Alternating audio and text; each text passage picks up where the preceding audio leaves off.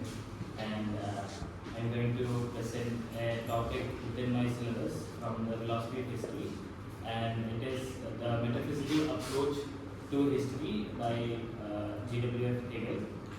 Pronounce it full name, na? George William Friedrich Hegel. Oh, nice. So, to understand Hegel is to understand reality. He is one of the most influential philosophers there is. And if you consider Marx to be influential, we could say Hegel is something more influential than him, because Marx was influenced by Hegel. So, let me give a brief background to Hegel, because we're going to do metaphysical approach to history, and he himself is a continent. So, I would just like to say about spirit. In German, it's called Geist. Spirit, well, it's like this self-developing, self-conscious, an idea which is always in motion, trying to find its absolute reality. So, let's say ideas are perceived to be concepts, but here it's not part of us, not in terms of like, say, Berkeley's ideas, where he just tells that ideas are reality. Indeed, Hegel tells that rational is the real alone. We have to understand the idea in the sense of culture, tradition, and society. So it becomes this shared characteristics of the society, and so that is why it becomes a process. So next he talks about this dialectic, Hegelian form of logic, where he talks about this thesis, antithesis, and synthesis, where the thesis, the initial state is given, the idea is given, there comes to be a shortcoming or a limitation of it, then towards its contradiction you have antithesis, and a harmonization or reconciliation of both these concepts evolves or culminates into a resolution which is called synthesis. Now, when talking about history, Guys, what are you doing? You should not touch yourself. Hegel's perspective is a bit different, and obviously it is metaphysical in its approach. So, history, or let's take it during the time of Hegel, maybe where the Industrial Revolution prevailed, all thought process or all idea became a bit more materialistic. So it also got translated into the metaphysical understanding of the reality, where you could say there were presumed to be simple laws behind history or the events. But we know, for example, the art, it's not just mechanical or mathematical, it's not just a bunch of pictures or paintings together collaged, it's something more. So Hegel wanted to assert that history in itself has a purpose, and the main approach that, according to Hegel, he says that philosophy brings reason to its account of history. Now, when we are talking about reason, then again, it's not that same understanding of, say, understanding of nature or that mathematical law aspect. It's much more than that. And this metaphysical reflection over history, he adds spirit. Spirit, as I am told, is a shared characteristic among people that is prone to change. So when he tries to talk about reason in history, history as having a purpose. So history is more like a dialectical process in which the reason or the spirit slowly comes to know itself, and in this metaphysical understanding of the spirit, the main characteristic of the spirit in history is its potential freedom or self-movement. It is the capacity to do what it wants in a teleological sense, to explore its possibilities, its capacities. The thing or the end where the thing wants to go there, its endeavor, its pursuit. And it's from this point of view that Hegel tries to interpret history and the world stages of history. So, how does the spirit or Geist attain this realization of self-freedom? Hegel says that it is through the will, and it is through the will alone that something spiritual can be achieved. Now, when it comes to the will of individuals, Hegel says that the historical individuals, that is us, they do things with their own motives, but it unknowingly becomes a change for the spirit to get its to realize its self potential. And he talks about Caesar and his ways in which he rescued the Romans in order to maintain his power, but that helped the spirit to realize its freedom. If we want to apply the Indian independence movement, we can do like that, the freedom fighters.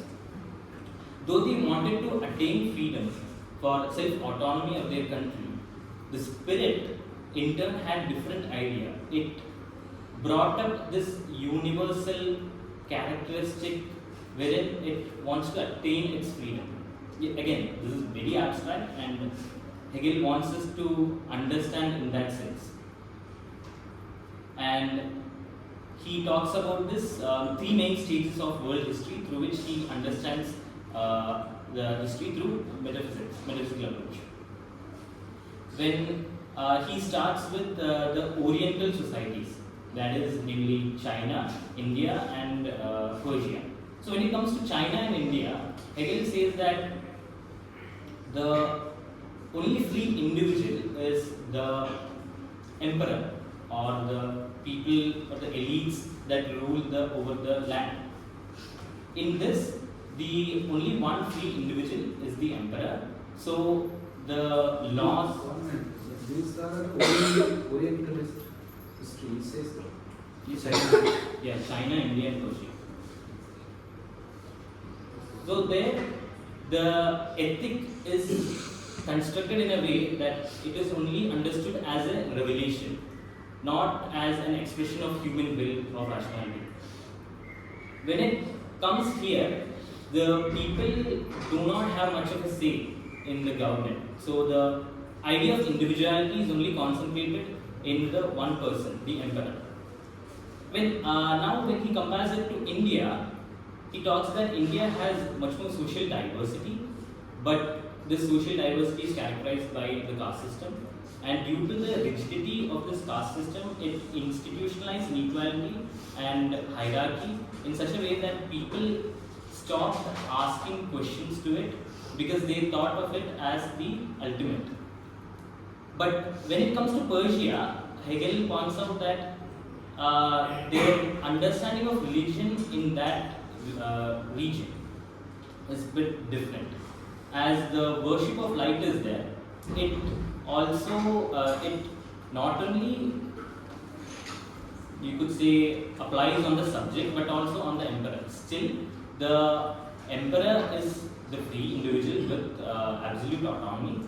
Still, the idea or the fact that there was this worship of the light had given glimpse to what Hegel was talking about, the realization of the spirit to attain its potential freedom. Now when it comes to the second stage, he talks about the Greek and the Roman societies, Roman Republic.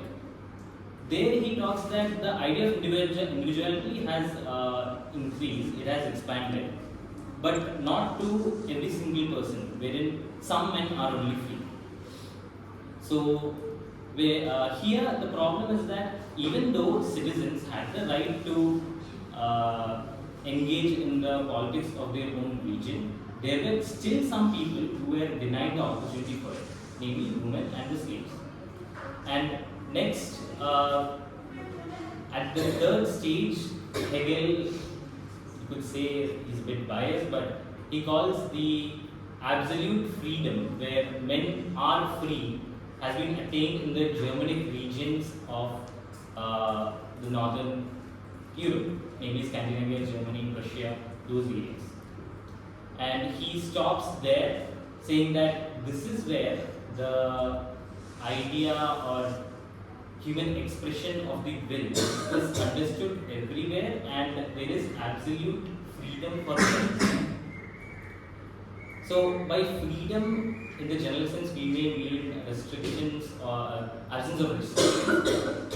But Hegel had a different idea where he always talks about this collective spirit, this national spirit, where they as a whole try to attain this kind of abstract abstract idea of freedom.